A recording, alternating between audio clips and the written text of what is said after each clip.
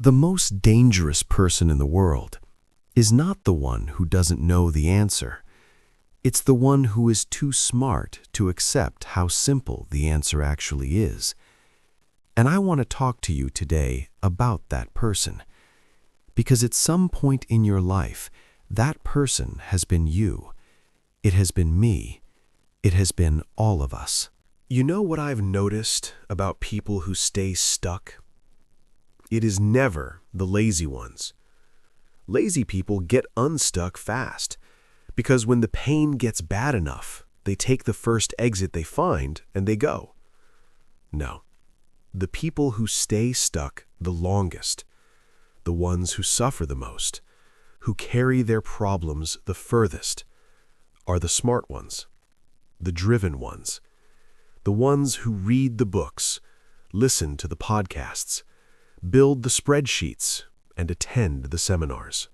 I want to tell you about a man named Vincent. Vincent was 46 years old, sharp as a blade. The kind of man who walked into a room and you knew, immediately, that this person had figured some things out. He grew up in South Side Chicago, with nothing handed to him, scratched his way through college on a partial scholarship and sheer stubbornness. No silver spoon, no connections, no safety net. Just hunger and discipline and a quiet refusal to stay where he started. Over 15 years, Vincent built a logistics company from the ground up, moving freight across 12 states, 40 employees who depended on him, contracts that took a decade of trust to earn. Vincent was not lucky. Vincent was brilliant. And he knew it. That last part. Remember it. In 2019, Vincent's company started hemorrhaging. And I mean hemorrhaging. Like a wound that would not close. Revenue dropping, month after month. 3 of his longest-standing clients jumping ship to a competitor. His best operations manager quietly updating her LinkedIn profile. Bank calling about his line of credit. Vincent sat alone in that office, night after night, staring at numbers that refused to cooperate. And something inside him started to quietly break. But Vincent did what brilliant men do in a crisis. He went to war with the problem. He flew to a consulting firm in New York, $50,000 for a 3-month engagement. He restructured his entire pricing model. He rebranded the company. New logo, new website, new pitch deck, the whole thing. He pivoted his service offering. He hired a sales coach. He built a new business development strategy with color-coded pipelines and quarterly targets. He worked 18 hours a day for 8 months straight. And the company kept sinking. $50,000, 8 months, 18-hour days. And the hole kept getting deeper. That is what happens when a brilliant mind is too proud to look in the simple places. Every time one strategy failed, Vincent told himself the same thing. I just need a better strategy, a bigger idea, a more sophisticated solution. He never once stopped to ask, what if the answer is something much simpler than all of this? 8 months in, Vincent was running on empty. Confidence that once filled every room he walked into, gone. The sharp eyes that could read a deal in 30 seconds, hollow. He was sitting at his desk at 2 in the morning, jacket on the chair, tie loosened, head in both hands. A man who had built something extraordinary from nothing, slowly being crushed by the weight of his own mind. One evening, Vincent flew to Houston for a pitch meeting. The meeting did not go well. He found himself sitting at a quiet bar afterward, a drink in front of him he did not even want, staring at nothing, too tired to be angry, too proud to admit he was lost. The man sitting next to him struck up a conversation. His name was Earl, retired, 71 years old.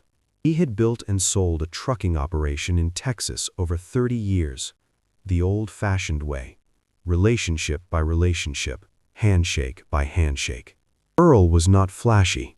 He was not impressive on paper, but he had the kind of stillness that only comes from a man who has already fought every battle Vincent was currently losing. Vincent did not plan to talk, but Earl was one of those people, warm, unhurried, genuinely curious, the kind of man who makes you feel like the world can wait. So Vincent talked. He told Earl everything: the lost clients, the consultant, the rebrand, the strategy sessions, the 18-hour days, the bank calls. All of it. Earl listened, without interrupting once, sipped his drink, nodded slowly. And when Vincent finally finished, Earl asked him one question.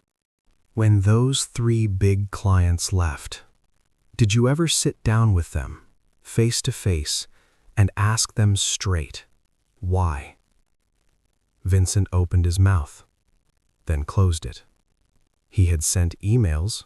He had done exit surveys, the kind with tick boxes that nobody fills out honestly. He had analyzed their spending patterns and built entire theories about price sensitivity and market competition. But had he sat across from those people, looked them in the eye, and just asked them, straight, man to man, why they really left? No, he had not.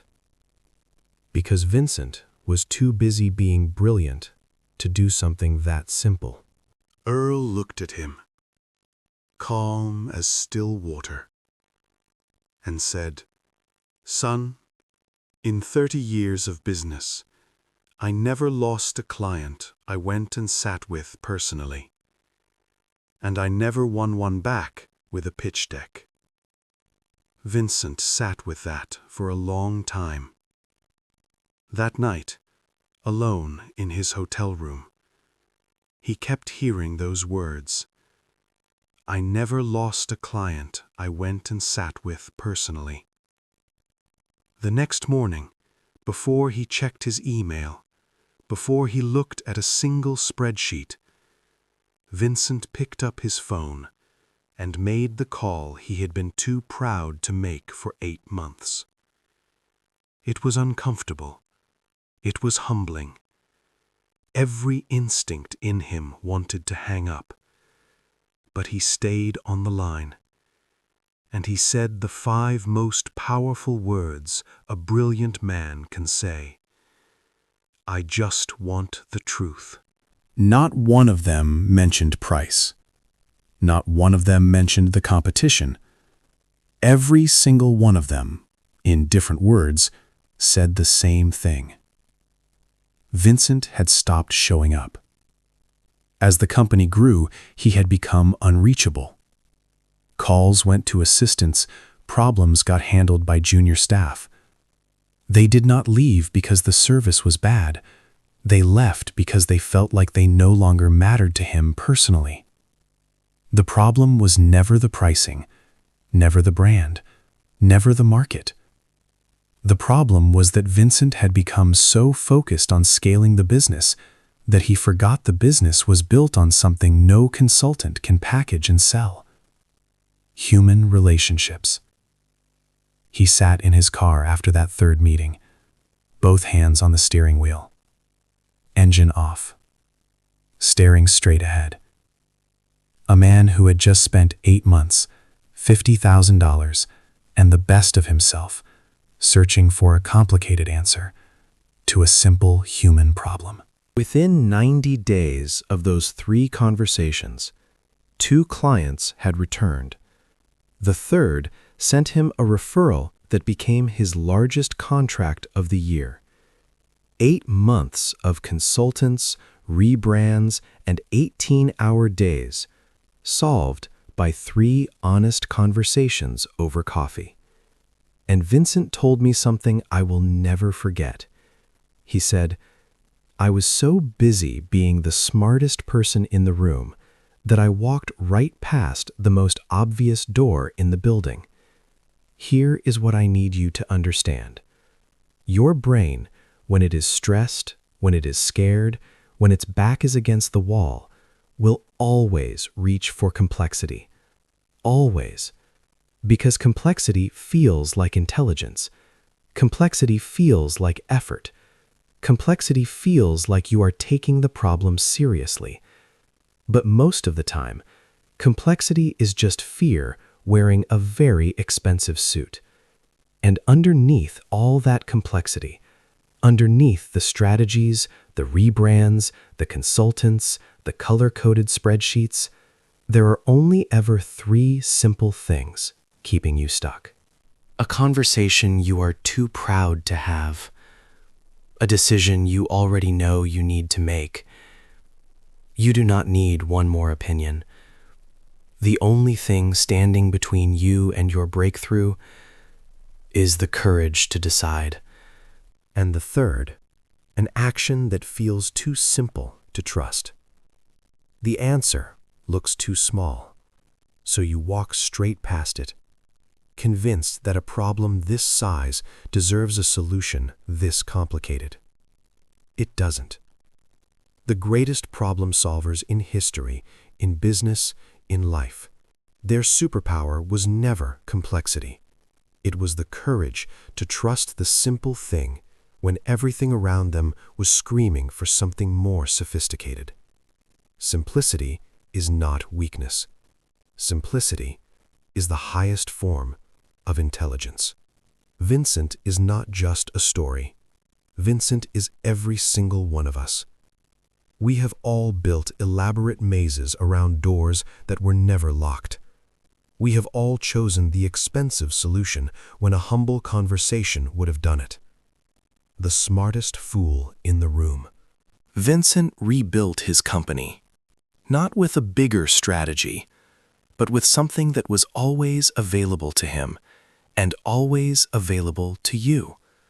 Honesty, humility, and the courage to keep it simple.